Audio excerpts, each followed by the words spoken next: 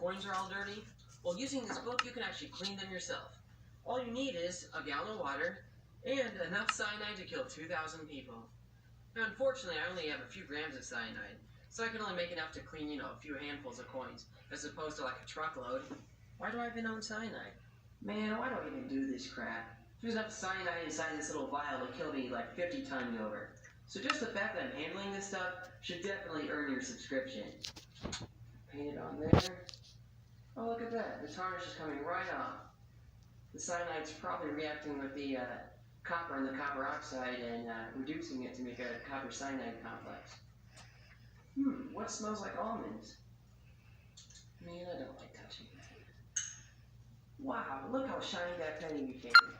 Now that's a coin worth. Now fireproof, we'll see about that. I mixed up a batch of this fireproofing stuff using some roach killer and lye, and although it sounds pretty scary, it's identical to what's used in the book. The cloth on the left is the one that was dipped in that fireproofing solution.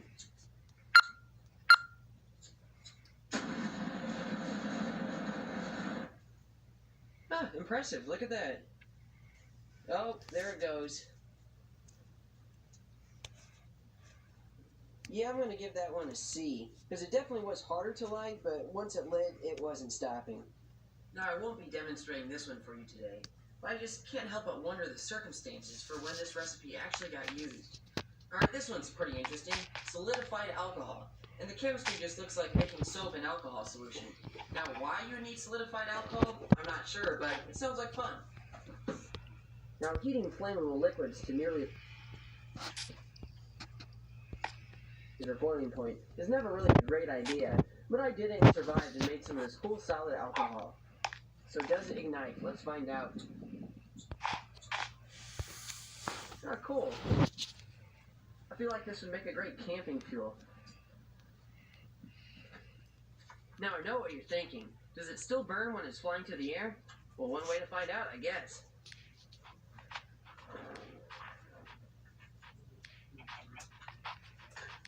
Yep, definitely still burns. Man, this stuff is so much fun. I wish I would have known about this as a kid. Actually, no, that would have probably been a terrible idea. Have a family member or pet die recently? Well, funerals can be expensive. But lucky for you, there is a nice recipe in here for some corpse tissue filler. Here's one from the photography section called flashlight powder. Now, when I think of a flashlight, I think of, a continuous beam of light. But judging from the chemicals used in this definitely looks like something that will flash blind you for like 15 minutes. It's been a while since I've had a good flash blinding, so I stuck some of that flashlight powder on top of that tomato here.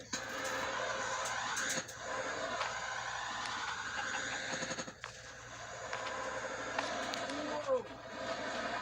That was so bright. I'm going to be seeing spots for hours. Okay, this one's one of my favorites. It's an asthma remedy that involves mixing a bunch of herbs, some of them toxic, and mixing it with the main ingredient in gunpowder, and then putting it into a pipe and smoking it. How's that supposed to make your lungs feel better? Here's one that sounds about as dangerous as it is fun. So it's a reusable match. So it's supposedly a match that you can strike on a surface and light, blow it out, and then relight it again sometime in the future. Like, that sounds amazing, but I'll have to see it to believe it.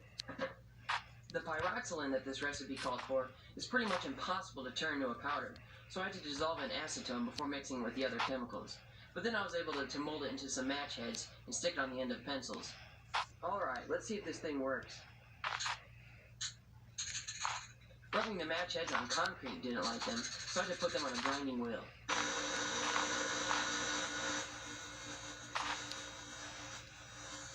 Oh, there it goes!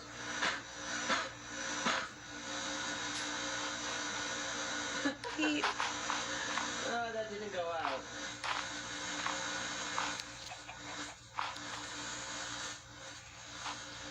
So just like I thought, this one was too good to be true. In the end, they just turned out to be really crappy matches. Here's a cool remedy that involves inhaling a mixture of chloroform, formaldehyde, ether, and alcohol, plus a few herbs. Like, that's ridiculous. Like, the chloroform and formaldehyde are definite carcinogens, and then the chloroform and ether, that's like a Civil War era anesthetic. This will literally render you unconscious. So I decided to put a little bit of chloroform, ether, and isopropyl alcohol in this bottle, just to give this a test. Let's see. Oh my gosh! Oh, it smells like cancer. know won't work well. So it's a recipe for black powder, and it's a mixture of potassium nitrate, sulfur, and charcoal. And now the ingredients are the issue, but they make it seem like you can make good gunpowder by just mixing these ingredients together. It doesn't work that way.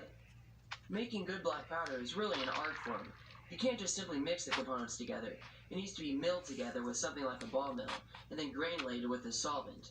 And to top it off, the speed of the black powder is highly dependent on the kind of charcoal that you use. On the left is 50 grams of black powder made by the book, and then on the right is 30 grams of my own homemade stuff.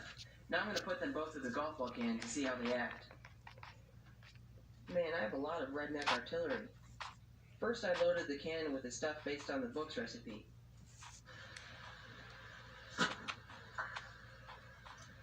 And it's not that impressive. Then I loaded it with some of the powder that I made based on Paulownia charcoal.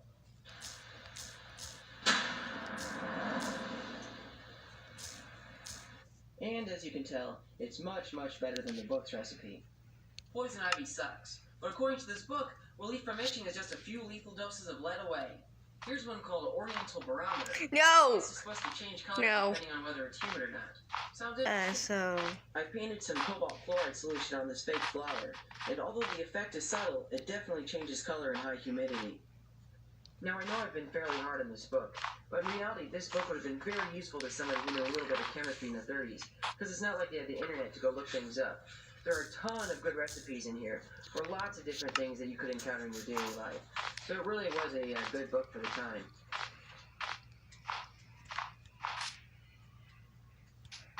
This chemical recipe book from 1933 is one of the coolest things I've ever found in a trash can.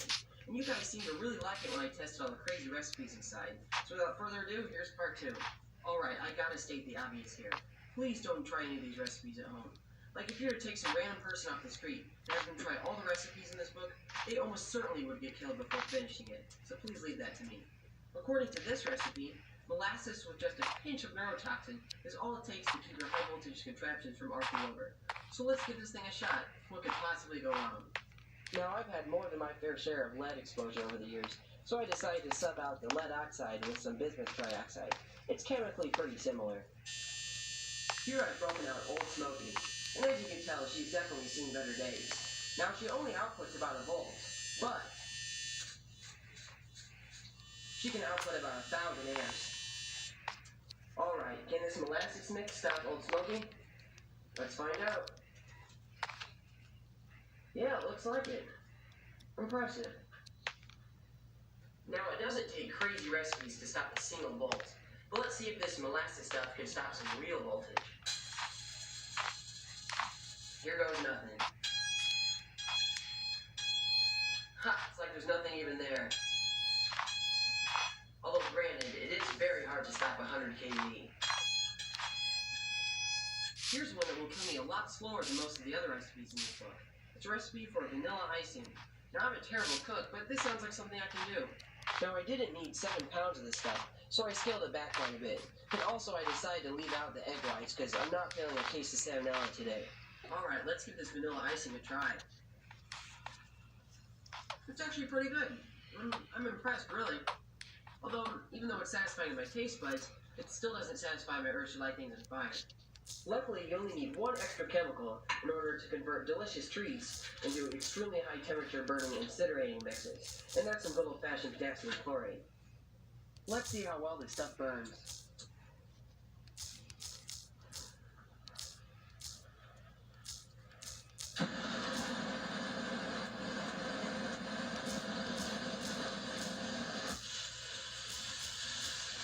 Oh, look at that. It is flammable.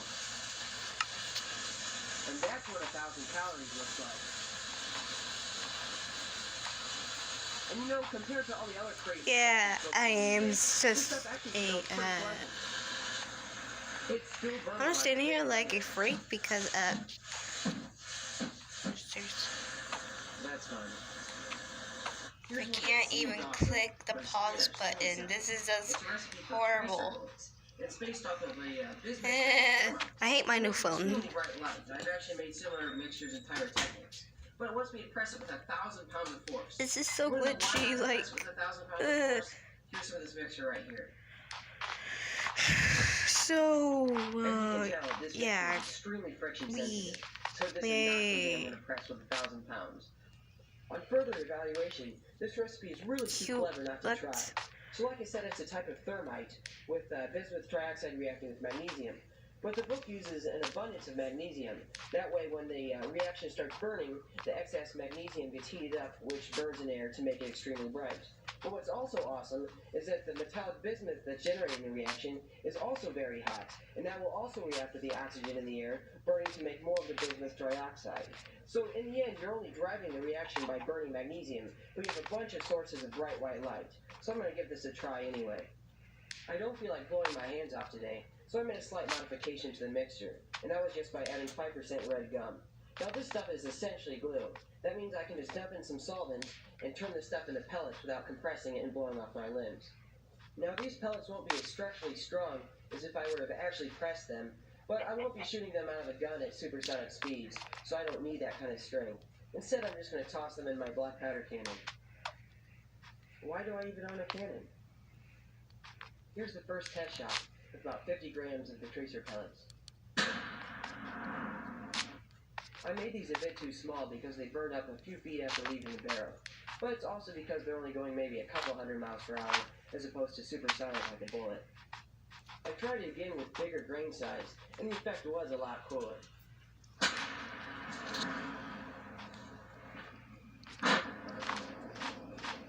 I would have tried again to get a better camera angle, but at this point I think the neighbors had had enough.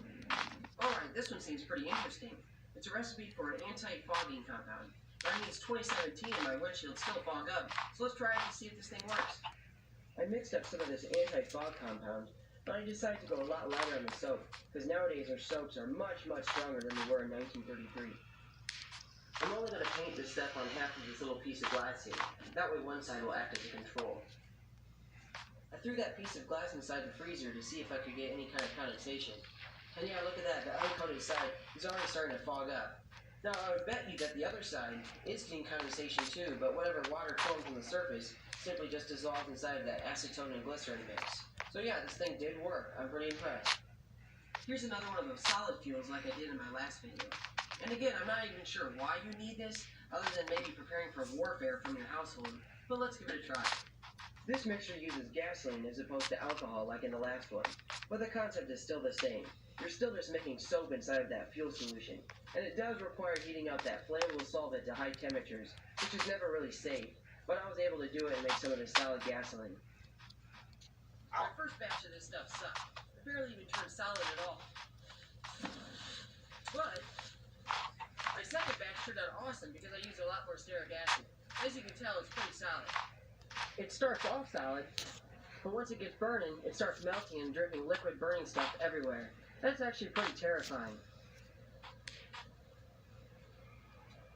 Yeah, there it goes. I would not want that spilled onto me. Now I know what you're thinking. This recipe is useless if it doesn't stay lit while it's shooting out of a cannon. Man, why do I do this crap?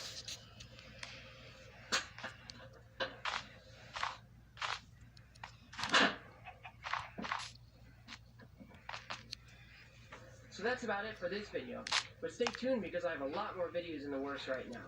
And really, I can make a whole channel based off this chemical formulary. There's so many crazy recipes in this book. So yeah, thanks for watching.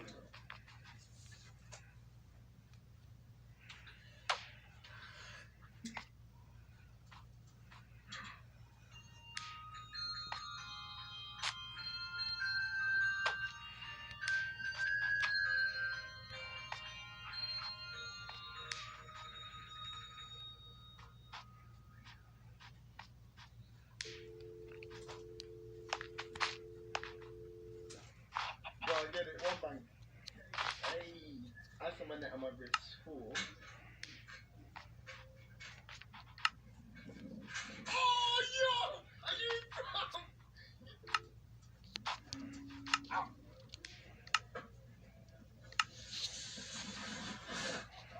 Oh!